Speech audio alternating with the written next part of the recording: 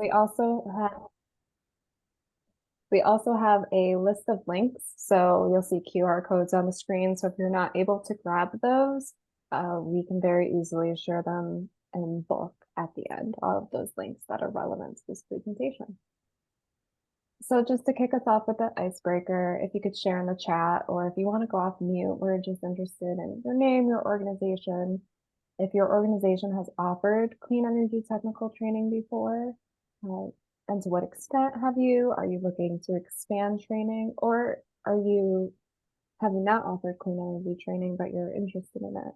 And if you're looking for employer partners. So again, please feel free to come off mute or put that in the chat.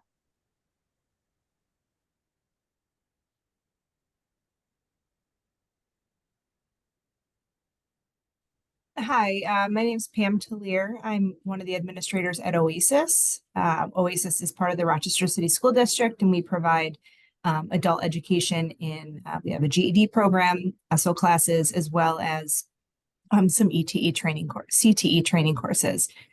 We have not offered any clean energy training in the past, but it is something we're interested in, seeing how we can get involved with that and provide that for our students.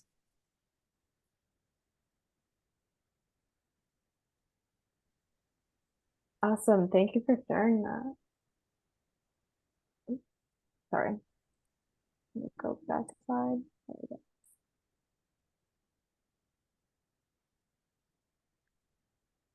Anyone else that wants to share?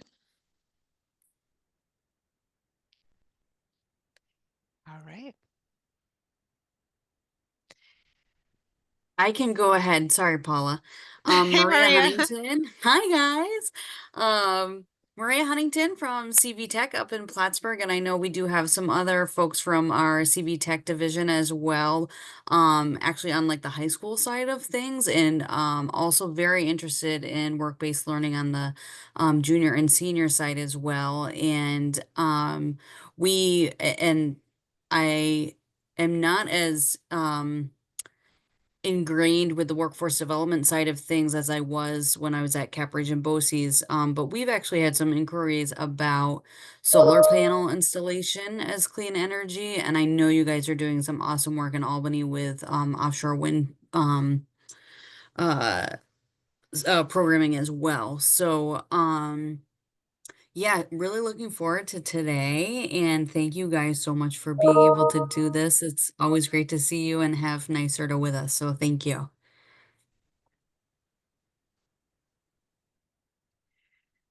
All right. Okay, I'm going to introduce myself then. I'm Paula from LaGuardia, and I have some people from my team here as well. We don't do anything with clean energy, but we do have workforce training programs. Our focus is really healthcare, but I find it very interesting, and maybe this is a different sector that we can start offering programs for our students. So that's why I invited my team to join so they can learn more about it and figure out if that is something that we can do.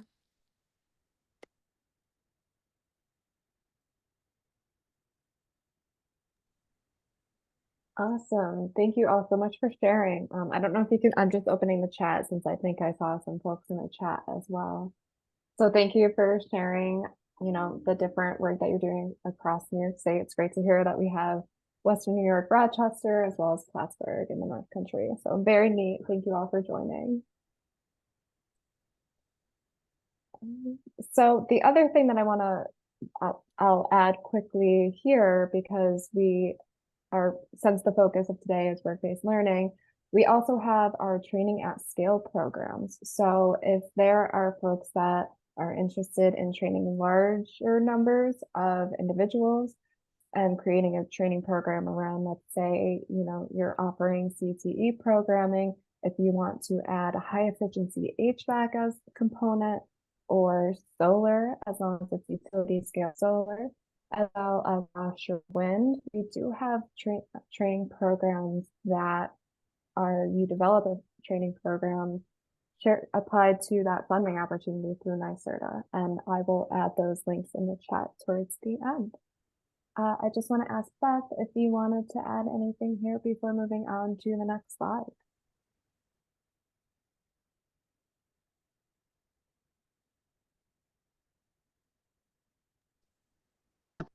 to everyone for my little fumble here. I'm at a different workstation and computer is set up completely differently. So where my mouse goes is not where it normally goes. So apologies for the little delay there. I just want to chime in to reinforce Jill's thoughts and the introductions. It's lovely to reconnect with many of you who I've met before at the NYACCE conference, and as well meet folks who I haven't had the chance to chat with.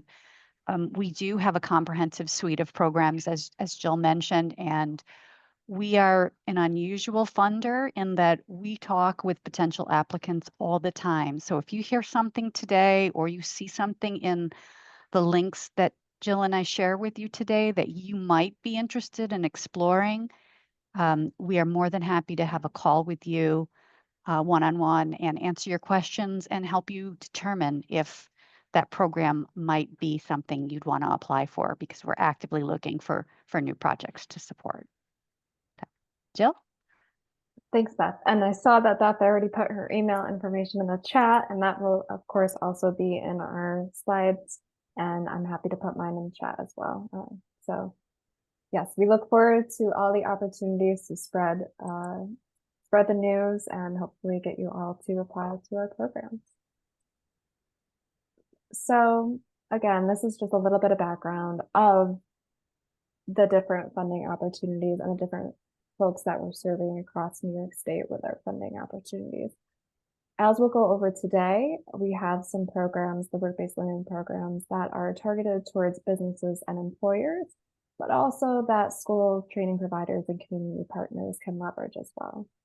We're also expanding into career awareness activities, and so those are the audiences of job seekers and students.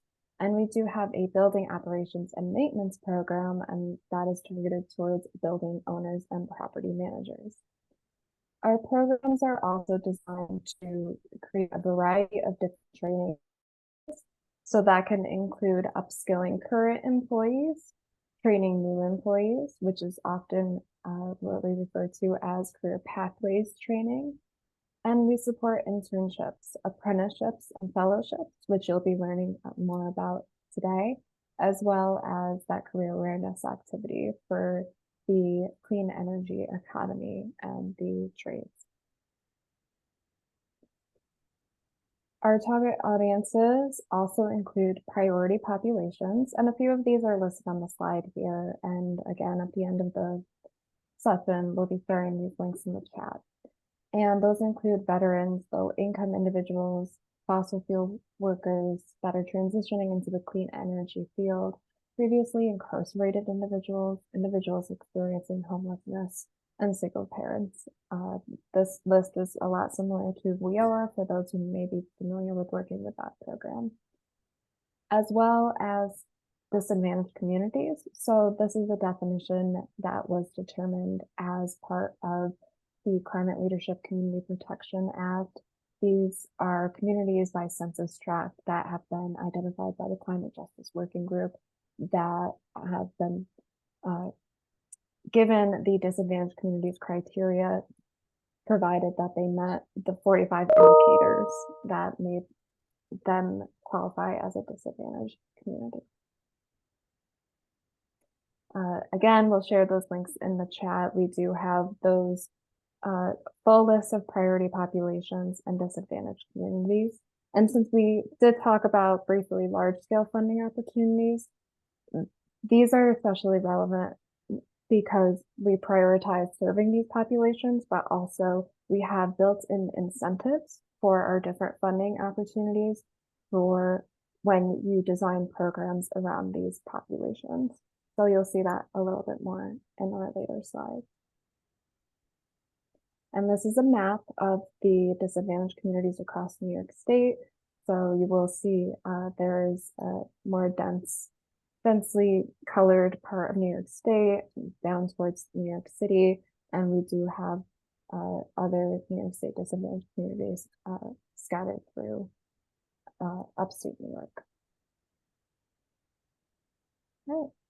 So this slide is demonstrating the 3 primary work-based learning opportunities that NYSERDA offers. And you'll see PON. So PON for us is a program opportunity notice. In other words, it is our funding opportunities. So this is what you'd be applying to as a potential applicant to NYSERDA. And these are all variation in length to hire 1 or more individuals, and NYSERDA provides wage subsidies as well as other incentives for these individuals. So the first one here is the Climate Justice Fellowship Program.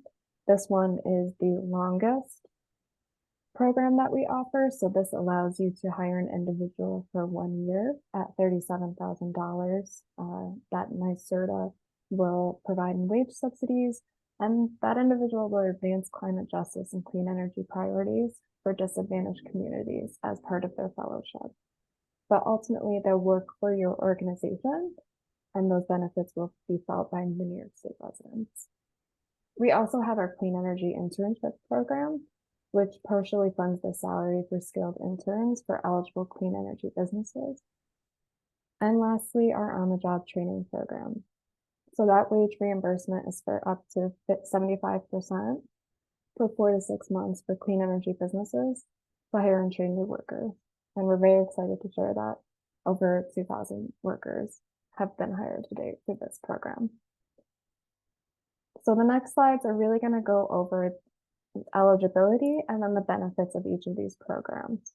And again, if you yourself may not think this is a good fit, we definitely recommend sharing this with employers that you may be working with if you're doing the training.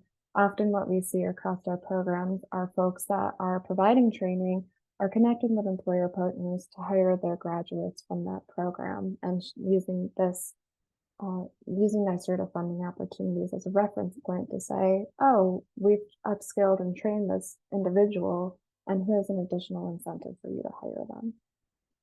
So the Clean Energy Internship Program is eligible. The folks that are eligible for this are businesses, nonprofits, and municipalities that provide services on the sectors that are listed on this slide. So those include energy efficiency, renewable energy. Folks were mentioning the solar component, alternative transportation, so electric vehicles, energy storage and grid modernization, and renewable fuels. So to be an eligible employer, one of the things that we require is to register as an eligible employer.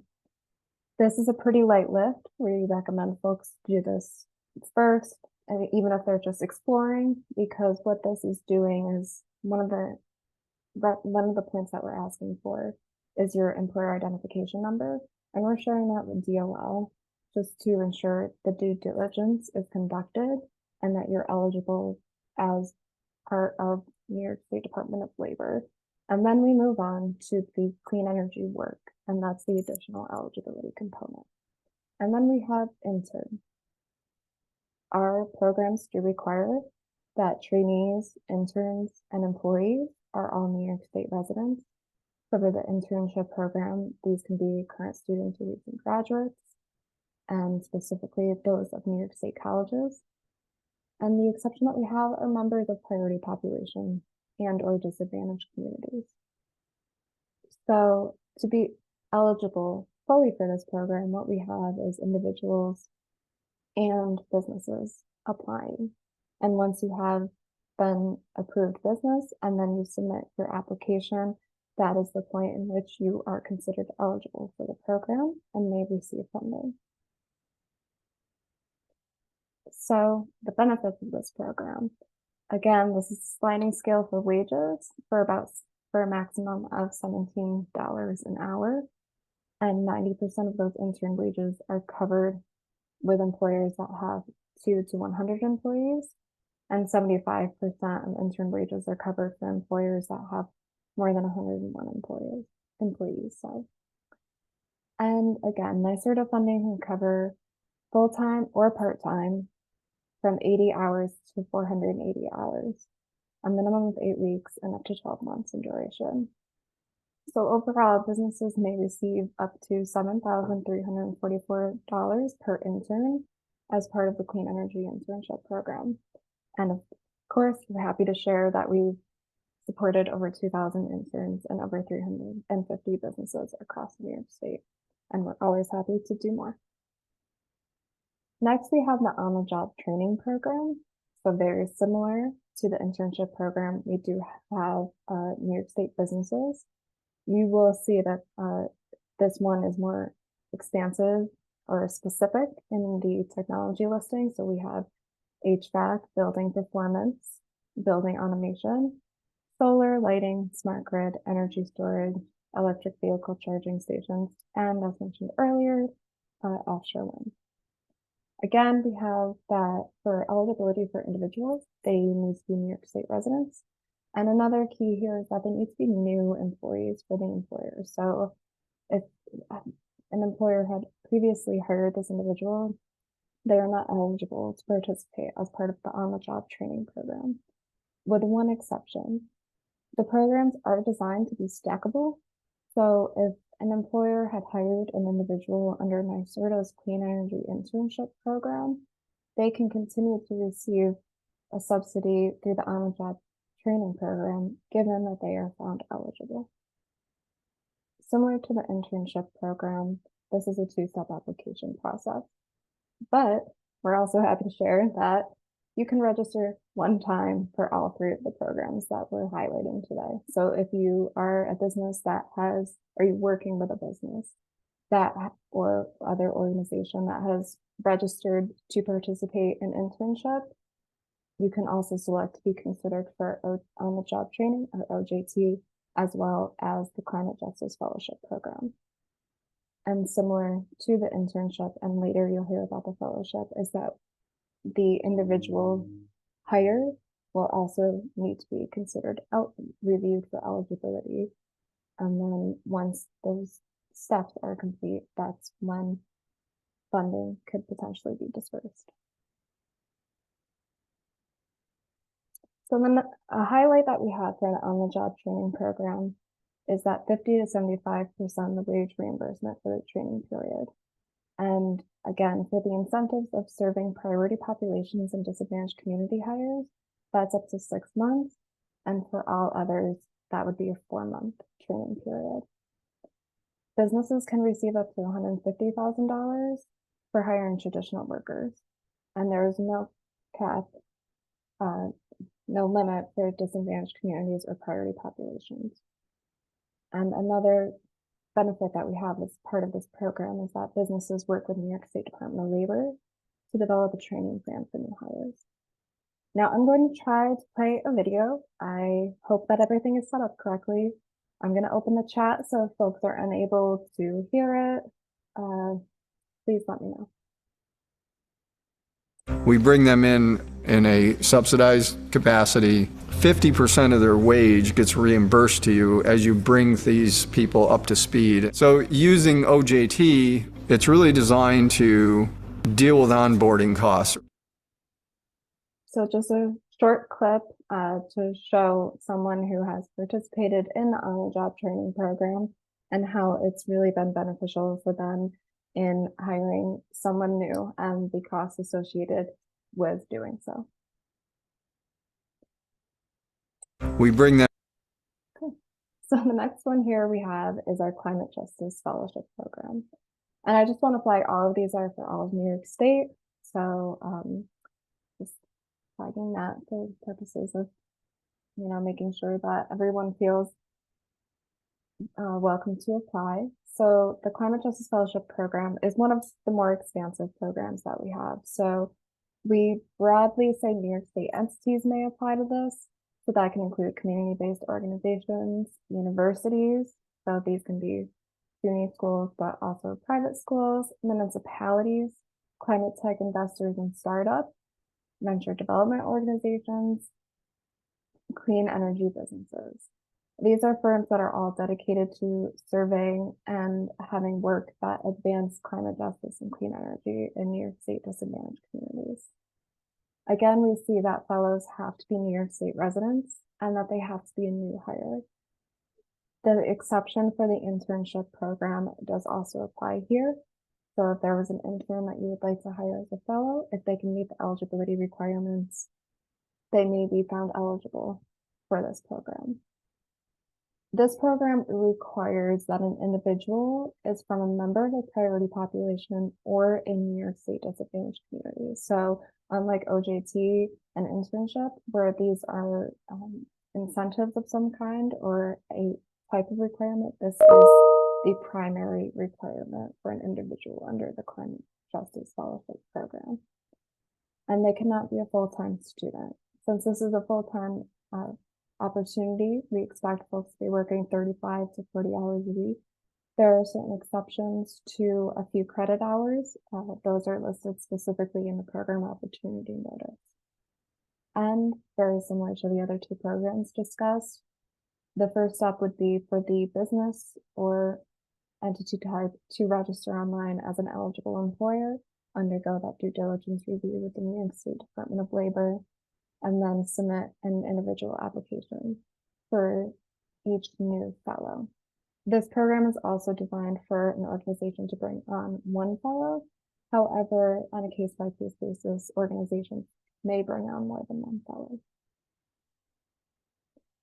So this was briefly mentioned earlier, but this overall has a $37,000 wage subsidy for a year from NYSERDA to work full-time, which we define as 35 to 40 hours a week. This is a reimbursement basis model, and there's an additional $3,000 for wraparound services and professional development funding for that fellow.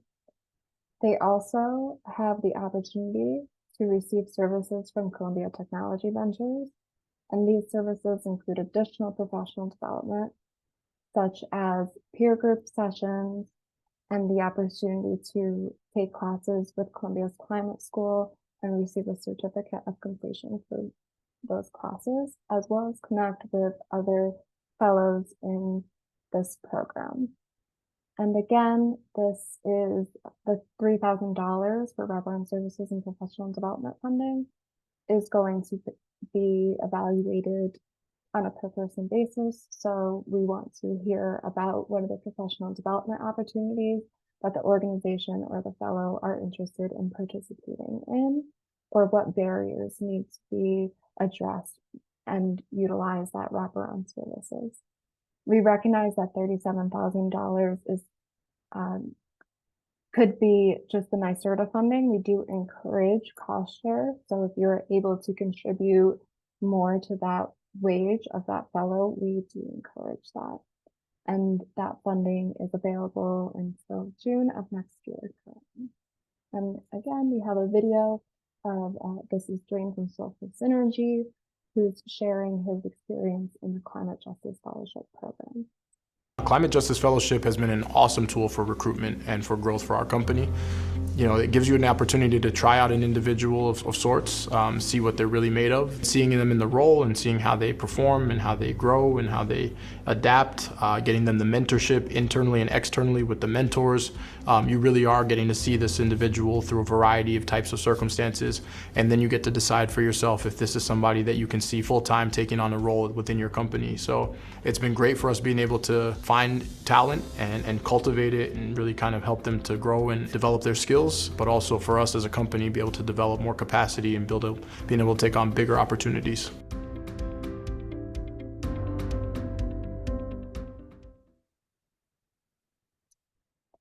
So again, this is just reiterating that all of these programs are designed with the ability to expand that clean energy workforce in New York State.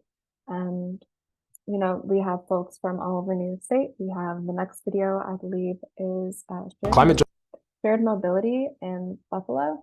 And as part of this video, you'll hear about how these programs can be stacked, the internship, on-the-job training, and fellowship.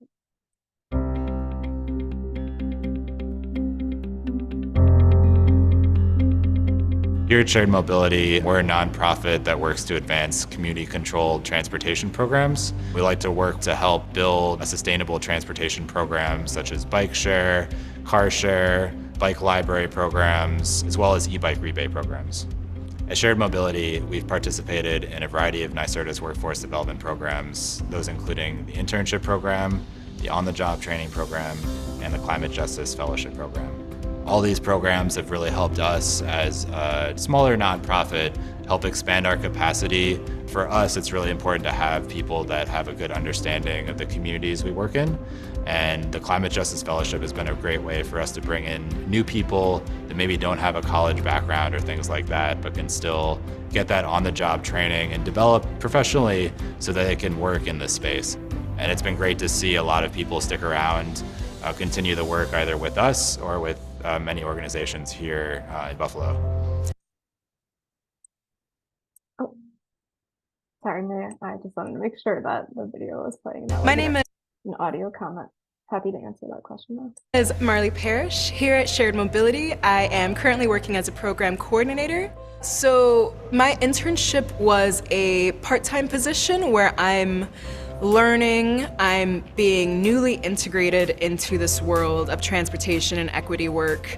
Towards the end of that, I decided I still liked it and I still wanted to do this and I would love to do this full time. And I had the opportunity to apply for the fellowship following the internship seamlessly. So I transitioned directly from an intern to a fellow, and now I am on the job and I'm a full-time team member here. Marley is really adept at doing community outreach, talking with different partners and stakeholders, and also relating it back to her experience as a resident of the East Side and someone who's knowledgeable of that community. Some of my favorite parts about this entire fellowship experience has definitely been the impacts that I've been able to see firsthand on different people within Buffalo. It was really awesome for me to do work in my own community, and when I say my own community, like down the street from my house. I do not have the usual course of going to like city planning school like many of my coworkers or many of these people in this field, and so I was kind of an outlier, but that really made me stand out in an interesting way, I think. And there was a lot of work to be done on the east side of Buffalo, and I think through a lot of mobility justice initiatives, people wanted to have more of a hand in doing better equity work, and that's really what I cared about and what I wanted to do. And so I also helped to kind of push the envelope in helping progress this work in that honest kind of way. We put a lot of emphasis and responsibility on the fellows and give them opportunities to lead the initiatives that we're working on, and also push them to lead initiatives that they're interested in leading as well. So whether that be designing how we're going to do a community outreach campaign, putting them in the driver's seat of how we're going to lead meetings. These are all things that we push our fellows to help lead. I think it's really important to just give people an opportunity. Someone may not fit the bill, they may not be exactly what you thought you needed or exactly what you were looking for, and sometimes heart is all it takes to make something work. We wouldn't have been able to hire and bring on a lot of these individuals if it wasn't for the Climate Justice Fellowship, both the funding from NYSERDA, but also the various support networks and networking opportunities that come with that. Those have really helped to enrich the experience that our fellows have had. And all of that helping to build up people's careers and talent here in Western New York has been huge. And we've seen amazing results from going by that strategy.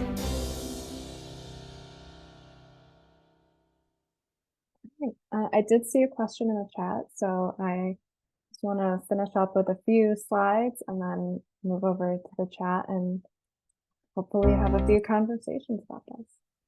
So as the shared mobility went over, there is an opportunity to stack these programs. So again, I'll be sharing links in the chat, but this QR code will bring you to our For Businesses page, and that outlines the different programs that we have, such as the ones that we went over today, that are available for businesses. This slide, this QR code will bring you to the videos that actually have shared mobility and social synergy on them. So we shared little clips from those, but overall the full web page and testimonials can be found with this QR code, and links will be in the chat shortly. So I would love to stop sharing and hear from you all about any questions that you may have. And I will open the chat up now. And Jill, I did post links in the chat while you were speaking going along so people could have those available. Amazing. So, yep, they're there. Beth is the best to work with, in case you didn't realize that already. Thank you, Beth.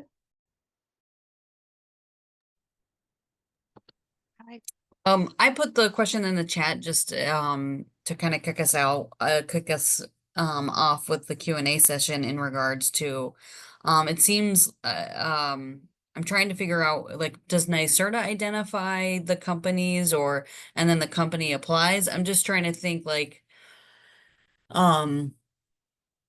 so that's one part of it. The other part is, like, how do we as educators fit in? Like, are we the ones that are trying to supply maybe those individuals that could be the intern or the OJT participant? What have you guys seen in the past? Especially, you know, we're with, I think we've got a couple BOCES, we have a city school district on call, and CUNY. So it's a wide range of programming here, but definitely all within the education sector. Awesome. No, thank you for your question. So I'm happy Yeah. to start out, and then Beth, if you have, I'm sure you had stuff to add, so if you don't mind doing that. So to answer the question about, do we identify businesses? We do not. What I will look up is our participating employers map. So we do highlight employers that have previously participated in our programs. And we do publish that online. And like I said, I'll grab that quick. And to answer your question about how educational institutions fit in, this can be a variety of ways. So I am going to hit send on this message because this is the large scale training opportunities that we have. So these are the BOCES, I believe it was from, yeah, Maria, it was Plattsburgh, right, who mentioned that, yep, it was the mention of the Capital Region BOCES. So they've taken advantage of the Training at Scale programs. And if you click that link, the training providers and community partners, that has our large scale funding opportunities. And, you know, educational institutions can apply for these. We often do see them applying for these programs. If you look at our example training projects page, we do have a few educational institutions that are highlighted on that page. And as part of training those individuals for career pathways, we require a job placement. And as part of that job placement, we often see those training providers working with businesses throughout the community to say, okay, so we've just trained this person and you're a clean energy business looking for someone. We are happy to share that our graduate would be eligible for your organization. And we also want to make you aware of these other NYSERDA incentives that exist, whether that be the internship or on-the-job training program. So it one, gives someone work experience, so work-based learning opportunity, but it also assists your organization in attaining the job placement outcome that NYSERDA requires of our funding opportunities.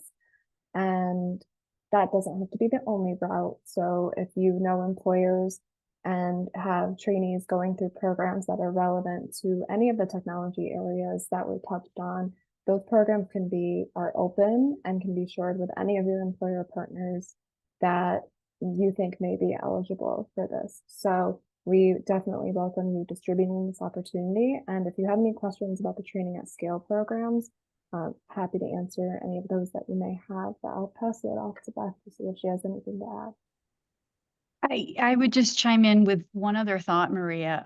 Just thinking about a number of the projects that I manage under those large scale funding programs that Jill mentioned. And the ones that have had the most success have found a way to make this a way that they further cement their relationships with employers in the area, that they understand how NYSERDA thinks with these programs, right? And helps tee up these opportunities. The employers do have to do some legwork. I mean, truth be told, this is public money, right? There are some things that they just have to do. No one else can do it for them.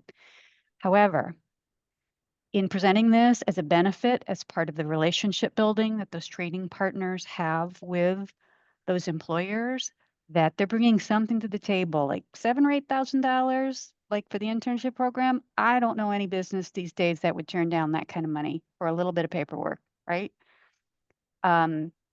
So helping to tee that up and open that door that helps everybody, right?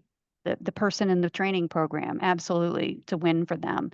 It's a win for the organization that we're partnering with because they get to say, we have success in our program. The employer has an amazing person that's doing the job on a day-to-day basis.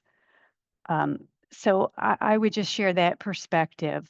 Now, do you have to have a large scale funding program to use this as a way to build the relationship? No, we would love for you to, but you don't have to. So I think, thinking about the people on your team, right? Because you're at a BOCES, right?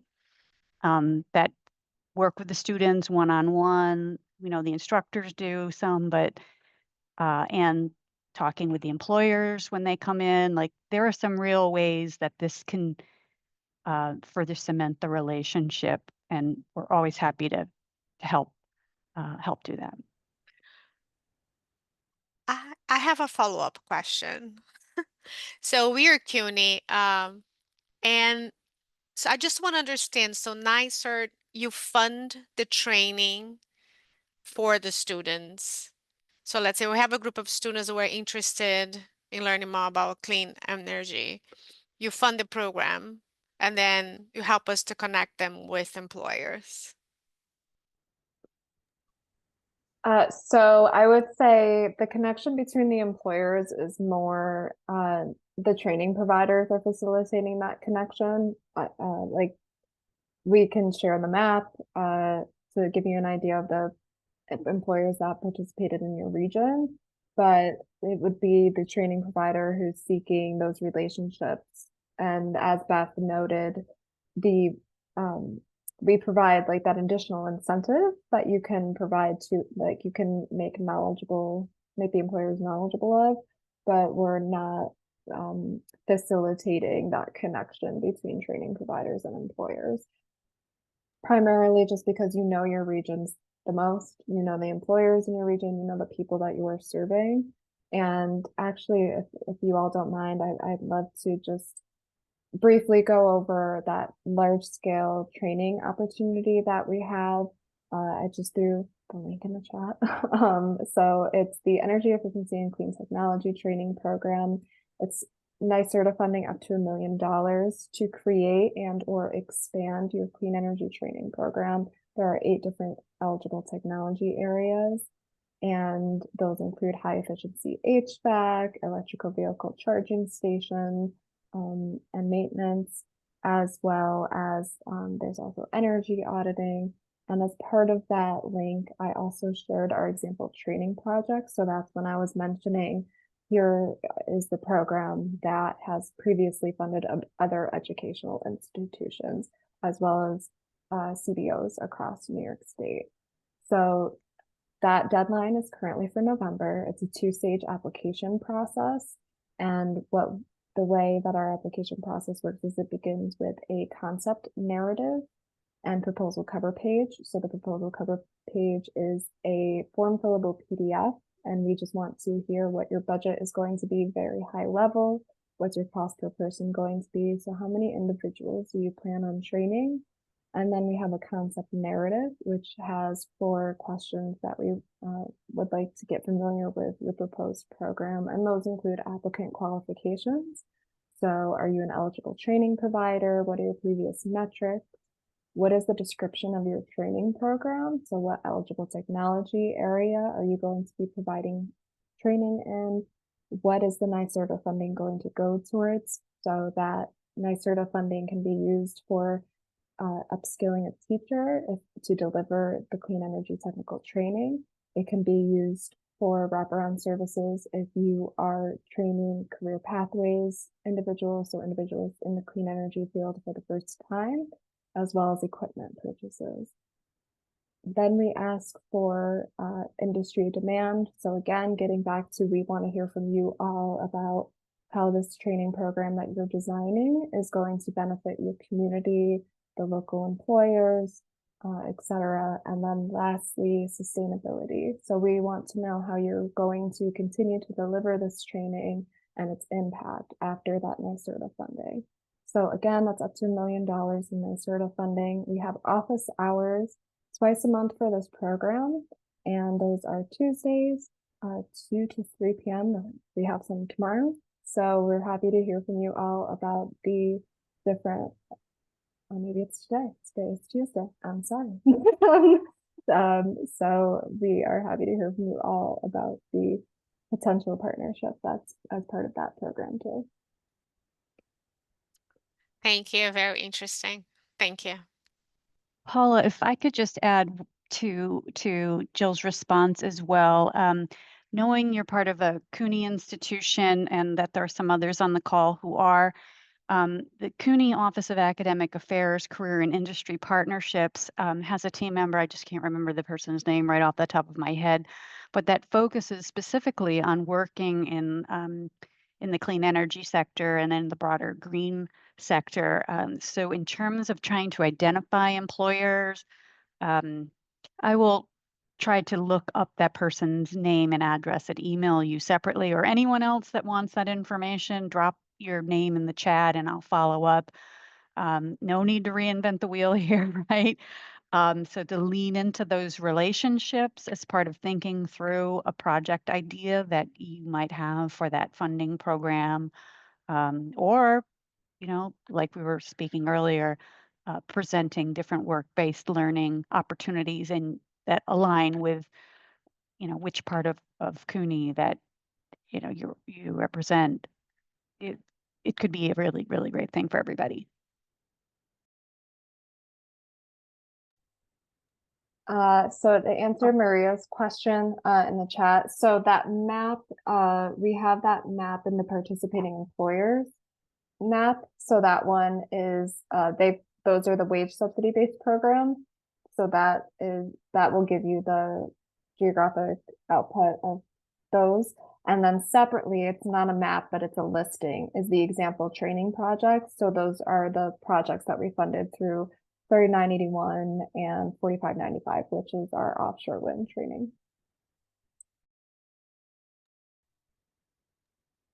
I was just going to ask, I think we may have some people here that are like not in CUNY or BOCES, maybe like some CBOs here, or like smaller nonprofits. Do you have example, like for example, with the large scale training program, is that something where you've seen like a nonprofit that maybe focuses more on like education successfully like have a project? Or yes, we have quite a few of those, and I think Beth, if you don't mind, she manages a few of those, so maybe you can highlight a few different organizations that you've worked with. For sure, Jill. Yeah, I'm happy to. I can give you 2 quick thumbnails. In fact, both of these projects have been so successful, we renewed their funding. That's part of the deal here. If the project goes well, NYSERDA says, well, we'll just, let's do this some more. One of them is called Resilience Education and Training Institute Ready Center. It's located in Red Hook, Brooklyn. And they have been doing a solar training program for, gosh, now I think we're in our 4th year now. They've trained right now, I think 130 some odd individuals, all from priority populations and disadvantaged communities. Includes wraparound services for those individuals, and just doing a great job, not only training them, but helping them overcome any challenges to employment, and yeah, getting them into opportunities. And the placements can include a clean energy job. That's the thing we always love to see. An internship counts, an apprenticeship program, or advanced formal training. So they decide, wow, I love this training program. I want to go into a certificate program or a degree program. That counts as a placement for us. So that's Ready Center in Red Hook, Brooklyn. A second one I'll mention is called Seat Center, Social Enterprise and Training Center. It's in Schenectady, New York. I see Maria's head nodding. She must know Jennifer Lawrence over there and her phenomenal team. Again, we recently renewed our funding with them.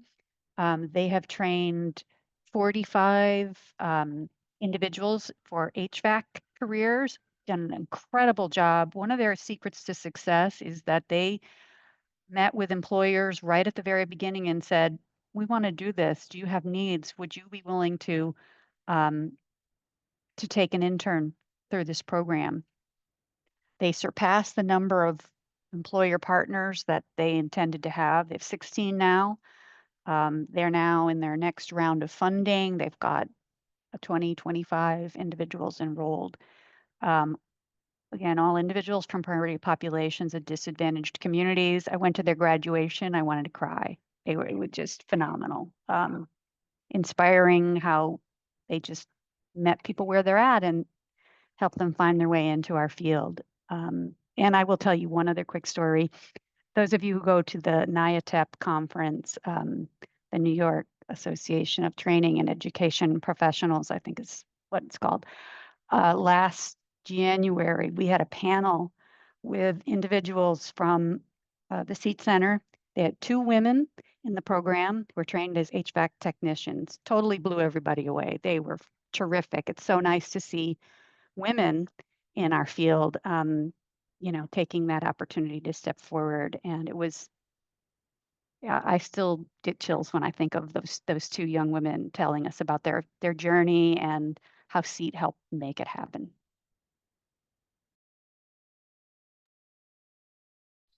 Well, very inspiring. Any other questions? We're almost at time to end this wonderful presentation. Thank you, Beth and Jillian. It was really so nice to hear about the work that you guys do. Any other final questions?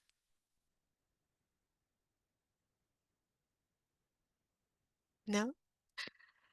I will be sharing the recording with everyone. And once you share the PowerPoint presentation, I can also send that along for everyone who joined us today.